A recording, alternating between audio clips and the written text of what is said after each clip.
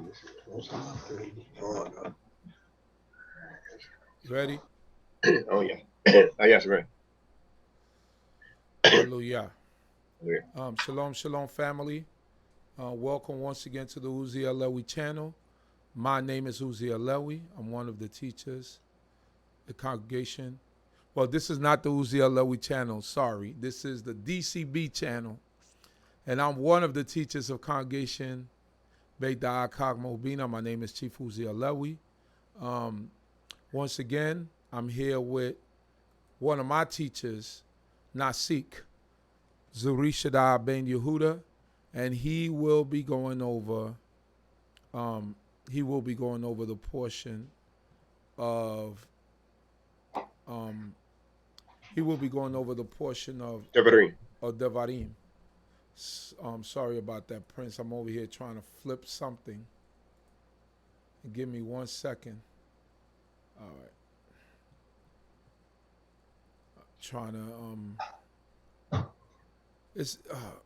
I'm trying to release trying to stream it to another avenue, but because I gave you the hosting power, I can't Want me to come out and come back in? Yeah, go out and come back in, and then we can get started. All right. It's going to probably prompt you to give me the hosting power again. Well, I'll see what happens. I'll see how it goes. Yeah, you might be able to just switch the hosting power, me being the host and you, and then that way you don't have to go out. All right. Well, I don't see none of that stuff here. At the bottom where it said participants, you press that. Okay. Yeah. Let me get back over here. Okay. And then I got to press it again too. Let me see. Let me see if I could do it from over here more. I pressed it already once. All right. So just go out and come back in. Makes it easier. Okay. So as Nasik goes out and comes back, don't close the meeting out. Just leave the meeting. All right. As we yeah. Okay. He did right. Okay. And if you can't do it, it's okay. We could get started. It's not a big deal. Oh, there you go. So I'm trying to grab the hosting power again. All right. There we go.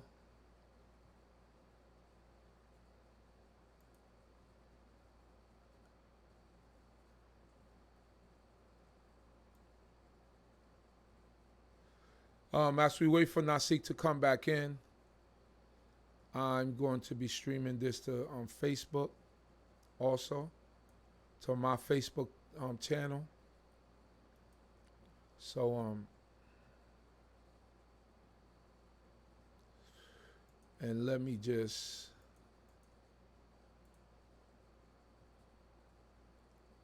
do this. I hope everyone out there is doing well. I hope that everyone had a good week. I hope that everyone, the Most High God has blessed everyone with the endeavors of their minds in righteousness. We're going over with Nasik Zurishaddai. We know him as Prince Zurishaddai. The previous week's portion,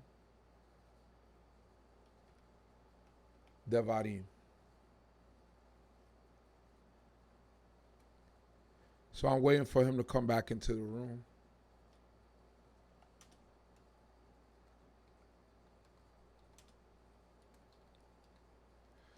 And that's how I'm typing over here. Copy this.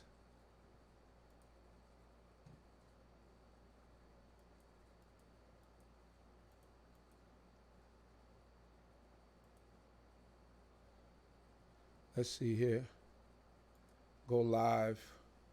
Okay. So let me see. Let me add him back again. Admit him back in. Okay. All right, Prince. Your camera. Okay. There I'm you good. go. All Yep, right. you good. All right. So sorry, people, once again for the technical difficulties. That was on my end. So we will proceed with the portion Devarim, which is the book of Deuteronomy, or the portion called Devarim, which is the first portion, and the book that we know in English as Deuteronomy, and that is Deuteronomy chapter 1. So Nasik is all yours. All right. First of all, giving praise to the Supreme Telling Verse God, my forefathers, Abraham, Ishak, Yaakov, and due respect to the dignitary, the Chief Prince Yisrael, Chief Rules, and all the other chief men and teachers of D.C.B. for allowing me to use the platform and protocol being established. And, that's the God of my forefathers, Abraham, Ishak, Yaakov, give me the wisdom, knowledge, understanding, and open out my lips and my mouth to declare that praise before him. Thank you for this time. And I'll start off again, like any mistakes be my own, so that, don't charge the D.C.B. or any members there. My purpose is just to highlight certain things so most synagogues or congregations and Israelite groups did this particular teaching, Sidra, which is this portion, last Shabbat. So me doing it behind it gives people a chance to review before they go into the next Sidra, which is in the morning, this Shabbat. Right. So because sometimes people may not have the time to really focus in, and sometimes the teachers have a special focus on certain subject matters. So I would try to focus on a particular aspect of this particular Sidra. But first, I'd like to speak about the book of Devarim, which most of the teachers have spoken on already. I'd like to bring out another viewpoint. One, when we talk about Devarim, most people refer to it as Mishneh Torah, which is meaning, the number 2 to our Torah. All right, so because so they will use it as a sense of second, but actually it's number 2 Torah in a sense. Now, what makes this so unique and so different is when we look at the book of Deuteronomy itself, or Devarim, is from Moshe's teachings and expounding, which I'm doing considering what's already written, and what most teachers does in various congregations. When they have everybody have a book before them, what they do is they expound on it in their own words to try to bring sense to a law that everybody had read and been exposed to before. So this book here, you won't find too much in the law spoken to Moses saying. This uses Moses expounding on those things he already expounded on. But I'd like you to just start from the beginning just a little bit, and then we'll pick it up from there. Okay. We are going to go to the book of Deuteronomy, or Devarim, chapter 1, verse 1. Hallelujah. Hallelujah. These are the words which Moshe spoke unto all Yisrael beyond the Jordan, in the wilderness in the Arabah, over against Zuph, between Param and Tophel, and Laban and Hazeroth, and D.C.B. It is 11 days' journey from Horeb unto Kadesh Barnea, by the way of Mount Seir.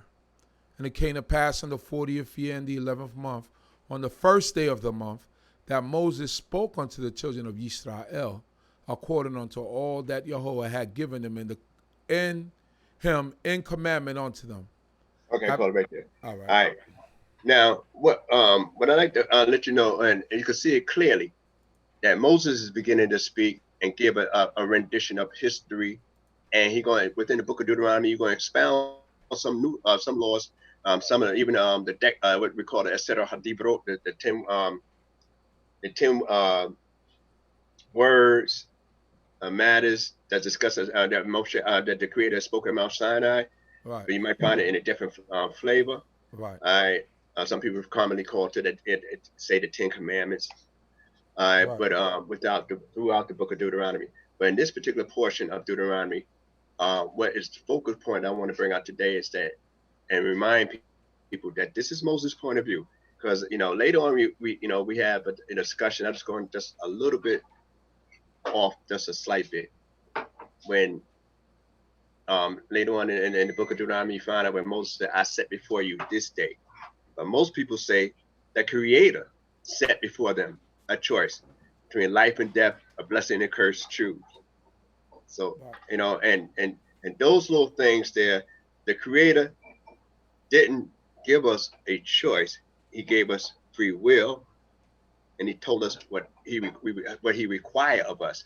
So a lot of times when we say the Creator gave us a choice, it's almost like he didn't have our interests at heart. Because when a person gives you a choice, I say, I'm not sure what is really good for you. But Moshe brought that out and then gave you an answer about the choice. So that's why, and I think that's important enough to show and let people know that Deuteronomy pretty much is Moses' teachings himself. Just like I'm sitting here and trying to expound on some of Moses' teachings. And what we find also is just we got the date of the 40th year, and the Rosh Chodesh, which is the 11th month. That usually comes around, later on in most calendars in Hebrew, people that follow a regular Hebrew calendar, that's the month of Shabbat. And what we find here during that particular month of Shabbat, it's actually on a Rosh Chodesh. We know it's in the 40th year, but it said that it was 11 days journey from Kadesh, but the 11 days journey to Kadesh Barnea, but that's from Sinai. But it took us 40 days to get to Sinai. So a lot of times we think, it was 11 days journey, the whole trip from Egypt to the land. Right. But we from where we at when we was at prior, which is Mount Sinai, and the Creator said we've been in this mount, at this mount long enough. Right. All right. That was 11 days journey 40 years ago to get to the point where we at 40 years later. Right. So we actually on the other side at this point where we was 40 years ago before we had to turn around and go back right to Sinai. So I think that was important enough to emphasize, because a lot of us think, hey, it was only an 11-day trip. And we made that trip in 3 days. You could have created, at the first time, because the Creator was in a hurry to get us there. But we had sent out the scouts at that time. And then that turned into a 40-year trip. So saying normally it's an 11 days journey. And we was able to do it in 3 days. But when the guys crossed over and come back with a bad report, right, that became a 4-day journey. I just figured I'd give a little backlog on this here, just a little bit. And any questions too later, they can hold it, pretty much to the end. I'm gonna try to be pretty to the point, brief. Okay. All right.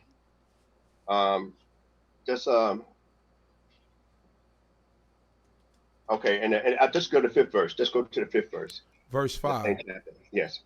Deuteronomy chapter 1, verse 5. Beyond the Jordan in the land of Moab, took Moshe upon him to expound this law, saying, Yehovah our God spoke unto us in Horeb, saying, Ye have dwelt long enough in this mountain. Turn you and take your journey, and go to the hill country of the Amorites, and unto all the places nigh thereunto, and the Arabah in the hill country, and in the lowland, and in the south by the seashore, the land of the Canaanites and the Lebanon, as far as the great river, the river Euphrates. Behold, I have set the land before you. Go in and possess the land which Yehovah swore unto your fathers, to Abraham, to Yitzchak, and to Yaakov, to give unto them as to their seed after them. Okay, and so he going back and let them know, and that's why it's talk about expounding. Because we don't live this particular history. This is what I do, and this is what most teachers do in their various congregations. They expound upon what is written. And so that's what makes Moshe the teacher of teachers. Being up in Mount Sinai, being up on the mount in the presence of the Creator, 40 days, 40 nights, nonstop, and basically not so much even asking questions, but getting information. Right. You know, and with the Creator teach him from that vein, from that venue, then it means that he's exceptional above any other prophet, where he's the only one that you know that actually say, well, this is the laws of the Creator, but the Creator said follow the Torah of Moshe. And you say, well, why did you say follow the Torah of Moshe as opposed to following the Creator's law? Well, you don't have it on the same level as Moshe had it. You don't have that same understanding as Moshe had it. You have it from what is written and how he explained it. Mm-hmm. And that's what he told Joshua, that, you know, follow the Torah of Moshe. And that, you know, and that's something to consider for, you know, another time for, you know, maybe a lengthy conversation when we get into it. But it's in this particular thing, you have an introductory into Moses' life, you know, introductory to his farewell discourse, and then you have, you know, the journeys, the review of the journeys. But basically, you have in this particular chapter, which you know, in the Sidra rather, you have what you call 3 rules for making you know, for making judgment. And one of them is to hear out an individual. Mm-hmm. Next, show no partiality to the great or the small, high or low, Israelite or stranger. And third, you know, have no fear of anyone when you're ready to render a decision. All right. So, and another important thing that we learned from this particular Sidra is that judges for Israelites are not elected but selected. Whereas in America, we elect the judges to the bench. And so that means that once a judge is selected, he has more you have more reliability on a judge that you select, that's selected. And in the selection process could be, you know, a bunch of ways, you know, sometimes strictly from the Creator, but the qualifications was given. And Moses, in this particular chapter, Moses talked about the qualifications of the judges that he selected, but that was not the qualifications that Yithro, his father-in-law, has said.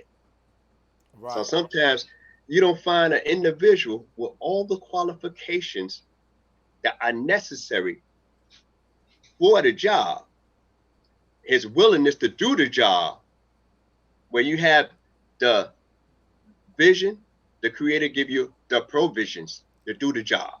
And that's what happens. Because sometimes a person might have the vision to do the job, but they're not equipped with the provisions. But if it's a godly thing, and it's before and following the law, statute, and judgment of the Creator of heaven and earth, then he will give you the provisions to accomplish those goals. So one of the things I like to go on now is, without going too much in the book, because most brothers that spoke last week read pretty much the whole book of Devarim. But I like to say that Devarim here in this earlier portion, it talk about where we was in our faults, but some of the places we traveled, the different stages that we traveled in the wilderness throughout the 40 years. Now, usually my question is, who do an individual, well, you know, me, or anybody, who would you take rebuke from? When we say rebuke is better than secret love, but who can you take it from? Who would you like to accept it from? Because rebuke is really telling you what you're not doing correct. Right. And so when is it appropriate? When they say open rebuke is better than secret love, then when is it appropriate to give out open rebuke? So this is the area I'm going to focus on in this particular thing with our journeys. See, Moshe, throughout the journeys that we have, he don't talk about our atrocities. Mm-hmm. But I like to mention just a few of them. And you know, and a person that will give a a rebuke for an individual, how do one give it? And who, you know, will you accept it from your parents? Right. Will you accept it from your friend? Will you accept it from your spouse? Will you even accept it from a child? You know, and you say, "Oh no, my child can never rebuke me. Can never tell me what I'm doing wrong." Mm. You know, so that is the hardest thing to do. And would you accept it from a stranger? Because some people say, "Well, I ain't gonna accept it from a stranger because we have nothing in common. Who is he to tell me about myself?" Right. But Moshe decided to talk about their rebuke right after they had conquered Sikon and all. So now, when is it good and appropriate for an individual to try to tell you something concerning yourself, and how should he tell you, how he or she should tell you about yourself where it should be acceptable? And then when we look at it, I'm gonna give one little small analogy. You have a child, they have a skateboard, you brought them a skateboard, but now they done seen all these different tricks on TVs and commercials. So the child might be 8 years old, and the child get on the skateboard and say, "I'm gonna skate down these steps just like Right. everybody else, and then jump over this barrel like everybody else, Right. and spin around on my skateboard." So you might have some of the pads on them. You might even have the helmet on them to protect them. But when they fall, doing something, trying to do acrobats and aerobics against the skateboard, do you say, "See, I warned you to be careful. I warned you not to do that. Look at you. Now you see you got hurt"? Do the child want to hear that at that time? The child know they did something wrong. The child know the outcome of the situation. So you telling them that same thing gives them no further information. So now that's not really the rebuke that could be acceptable, simply because you telling them something that they already know. But if you took your time and say, "Are you all right? You sure you're okay? Uh, uh, anything I could do for you?" Well, I, you know that could be very dangerous. Mm. Now they're receptible because first off, you showed that you care about their welfare first. And when you show a person that you care about their welfare first, they better being first, then that person can begin to accept rebuke. But if you started telling them what they did wrong, what's that they should be better than that, instead of saying, "Well, I'm concerned for you. I don't want you to do this here to hurt yourself." A person could take rebuke better from that perspective. So Moshe, in this particular Sidra, he talked about our journeys, our trips, without talking about the crimes, without talking about our faults. Let's look at a few of them. I just wrote a few down. Um, um, it would be better for us to die in the desert. All right. We said that soon as we got to the Yam Suf. There's no, you know what I mean? We said that also. There's no graves in Egypt, that we die here. We said that. We said that in the desert about we're going to die. And when we got to the Yam Suf, we say there's no graves here when they've seen Pharaoh and his army chasing us.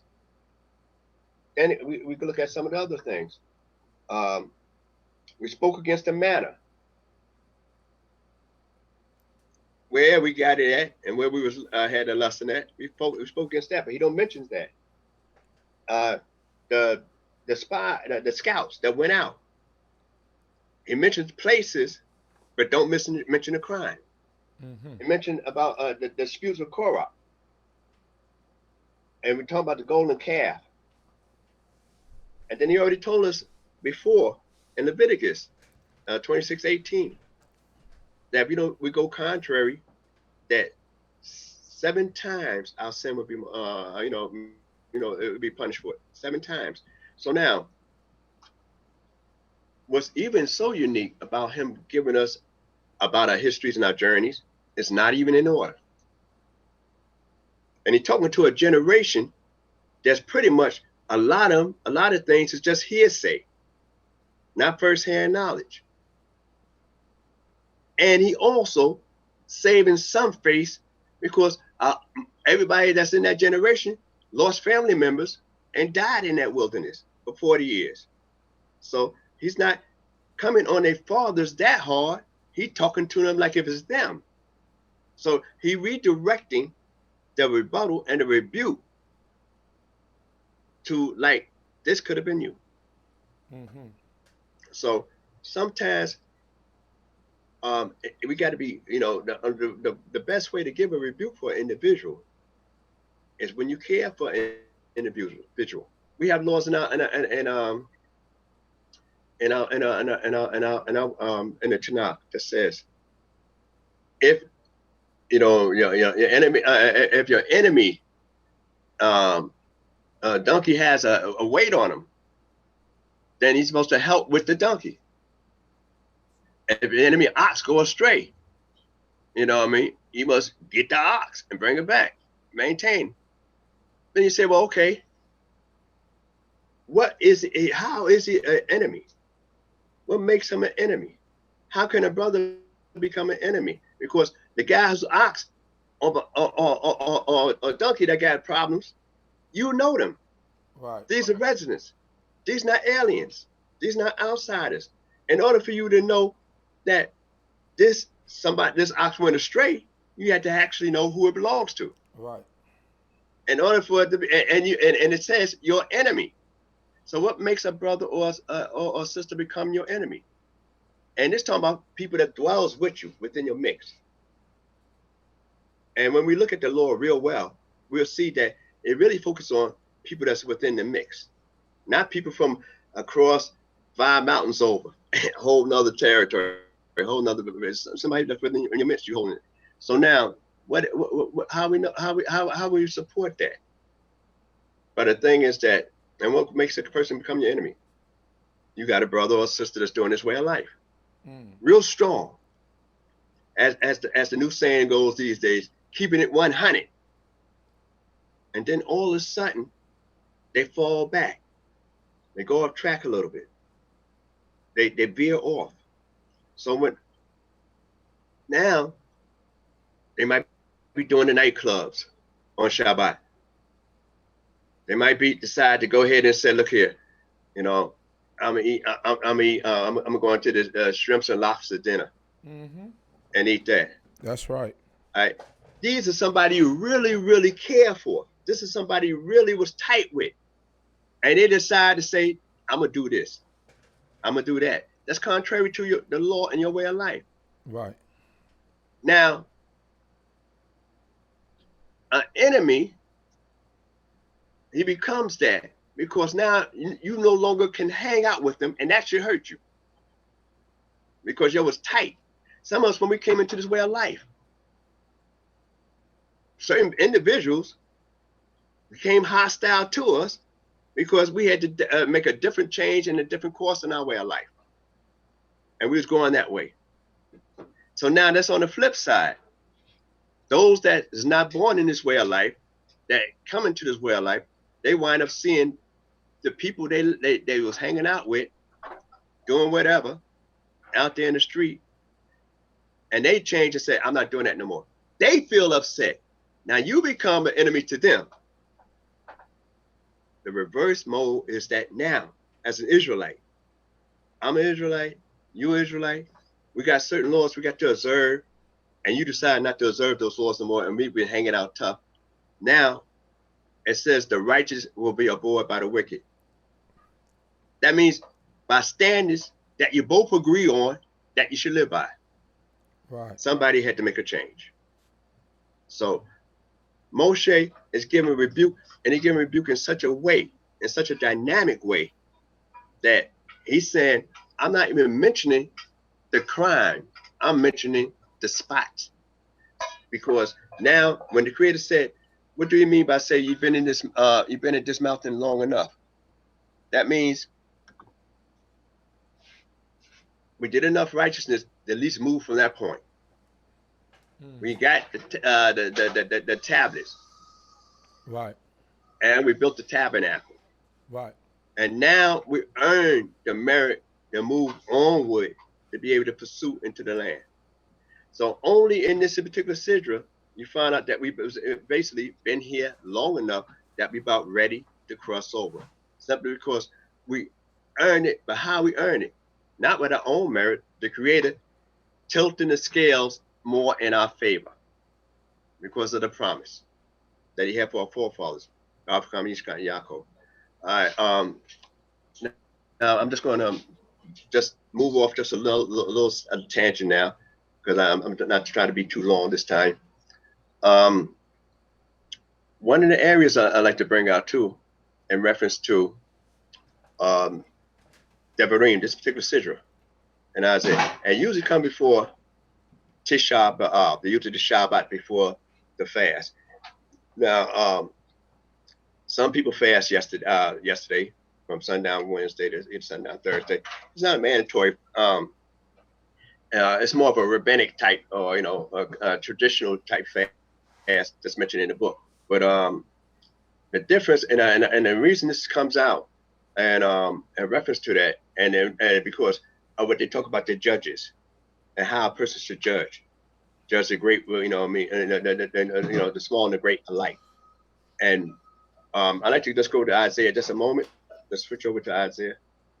Let's go to the book of Isaiah. First chapter. Let me see. Isaiah chapter 1. Yeah, let me see. Let me get this other book here. Real quick, what is Tisha B'Av? Can you explain what are they celebrating?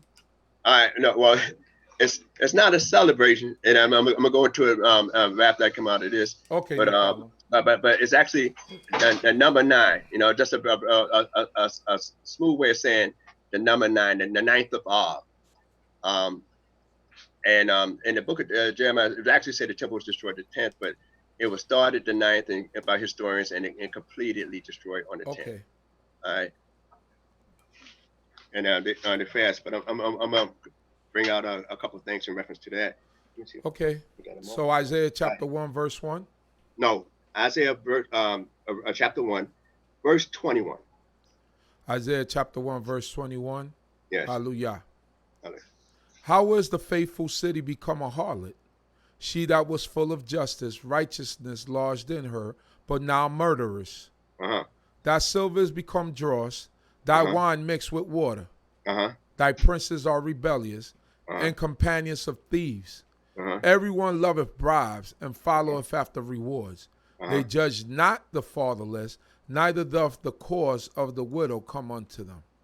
Okay. Now, in this particular Sidra, Devarim, it talks about judges. It talks about judging righteously. Right. It talks about judging the great and the small, right, whether an Israelite and a stranger. Right. And it's this particular portion tend to always come up in that month of Av. Right. And as I spoke before, I said on Rosh Chodesh of this particular month is when Aharon had died. Right. So we lost the first, a Kohen Gadol of Yisrael on this particular month on a Rosh Chodesh. And what we have here is 2 temples. The temple that was destroyed 586 BCE by Nebuchadnezzar, and also later on by Titus and Vespasian in 70 CE, the second temple. And it's ironic that it happened twice. So I spoke reference to, I believe I spoke on this before. In America, they got 9/11. They 9/11. It's the 2 twin towers that was destroyed in one day. It's about all business, whatever world trades. But if we were to look at the tragic on reference to Tisha B'Av in this particular month, that was basically yesterday that they did the fast, is that we had 2 temples destroyed. And 2 temples that were destroyed on the same day. And so those was for salvation of human beings. So now, one of the things I had to bring out, before I finish, I'm going to finish this. One of the things I had to bring out is that when we look at the this particular fast, now what makes this fast so much different, and why we fast differently with a different state of mind as opposed to Yom Kippur when we fast, and most of us fast. Because Yom Kippur is what's commanded of us to afflict our souls. So we adopt the method of fasting because it don't tell you how to do it in Leviticus, but we adapt that position of fasting on Yom Kippur. But the difference on fasting on Yom Kippur and the fasting on the 4th month, the 5th month, and the 10th month, and I left out the fast of Gadaliah, is that we fast not for ourselves. On Yom Kippur, we fasting for what we did. But on Tisha B'Av, we fast for what we lost. Okay. So it's a big difference in what you're fasting for now, because we pray for, be able to the temple be rebuilt, and that we're coming back, and we're looking for the temple to be rebuilt. The people that went in exile under Babylon look for the temple to be rebuilt, but it didn't last forever. So the thing is that when we fast on Tisha B'Av, we're not fasting for ourselves and our sins, though our sins caused the building to go. We fast on what the Creator had lost, a dwelling place on earth for us that He would want to be near us. So now, in Yom Kippur, we basically fasting on what we did, our sins, how we treated not only each other, but more so how we treated the Creator. But now on Tisha B'Av, we fast because the Creator lost something that was precious to Him, that we dedicated to Him. So it brings a little difference. I'm gonna bring a couple more points out, and then I'll be finished for the night. But we're gonna skip on down to, let me see, where should I go? Did I write it down? Are we staying in Isaiah? Yeah, we're gonna stay in Isaiah. Okay, 26th verse. Let's go to 26th verse. Isaiah chapter 1, verse 26. And I will restore thy judges as at the first, and thy counselors as at the beginning. Afterward thou shalt be called the city of righteousness, the faithful city. Zion shall be redeemed with justice, and they that return of her with righteousness. Okay, what I want to bring out in that particular verse there is that we know in Deuteronomy later on, I believe in the Sidra, Shopatim, it's about judges and officers you shall make in all your gate. But here in Isaiah, we're looking for judges and counselors to be restored, not judges and officers. And you say, wow, what's the difference? And one of the differences is we know what the judge is supposed to do, but officers are supposed to enforce the law to be handled. So when the judges make a decision, it's the officer's job to enforce it and make sure it's carried out. But in Isaiah, we talk about the latter days, and when we change and come back to the Creator, that we won't need no officers to enforce the law. We're going to need some counselors to show us how to apply and follow what the law is once prescribed by the judges. So that's why it talks about counselors in Isaiah in the latter time, where Moshe said, no, you're going to need somebody to enforce this. Judges and officers. So it's judges and officers. But but the ideal thing is that, sure, you're going to always have to have judges, because somebody going to be ignorant to something. Right. Somebody going to have some kind of issue. But when they really want the issue to resolve, then you want counsel how to do and perform where you could please the Creator. And that's the difference in the mindset there. And that's what we all should be looking for. All right, let's go read just a little bit of thing, 137 of Psalms. Psalms 137. Yes. When you get there, you can just start off. Then I'll wrap it up with that. Psalms 137, family.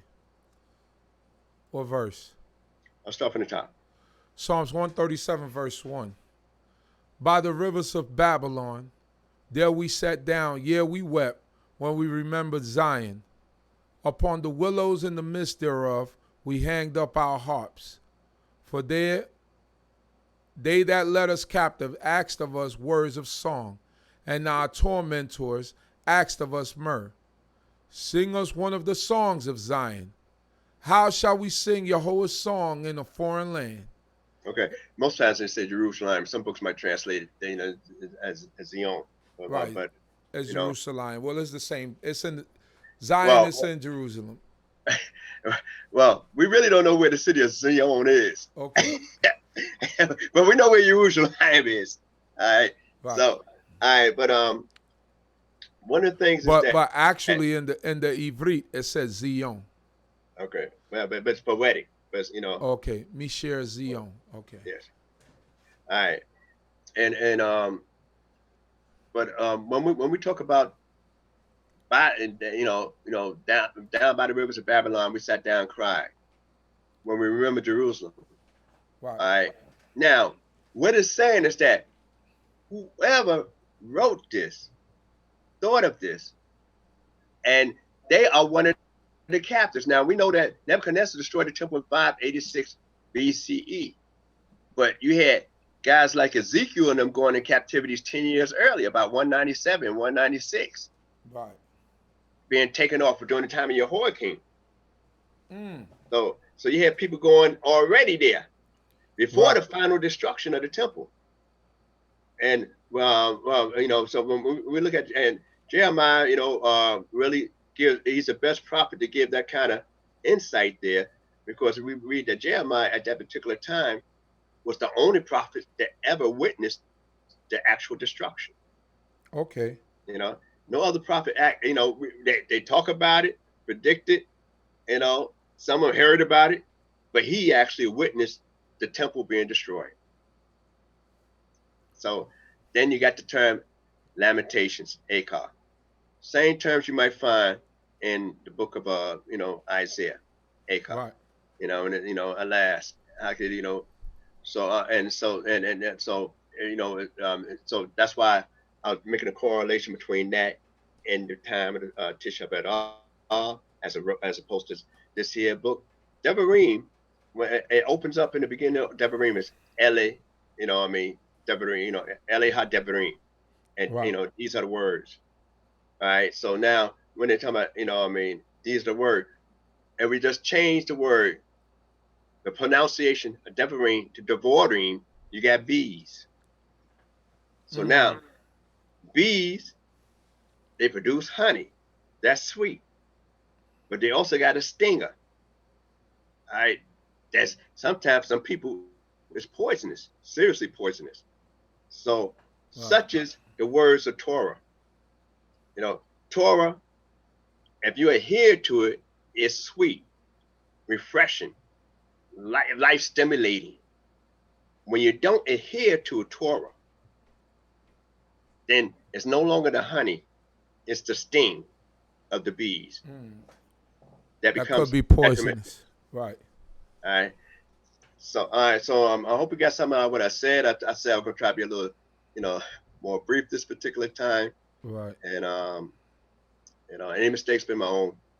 And any questions, they can shoot at me anytime. Hallelujah. So I don't see any questions posted up here. We thank you once again, Nasik, for your diligence and for coming on with us and making this a great time. And enlightening us on Torah and highlighting the points that some of us might not see sometimes or that we might have missed.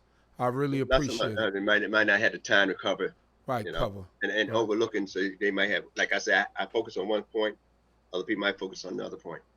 And so it's review for those as they go into the next Sidra with Ekanan. All right. So as they go to Ekanan, just be like a rebuke for those. Hallelujah. Toda Rabah. I love it. You know, Shalom. and then Shabbat Shalom to everybody online, and have a good Shabbat. Shalom. Shalom.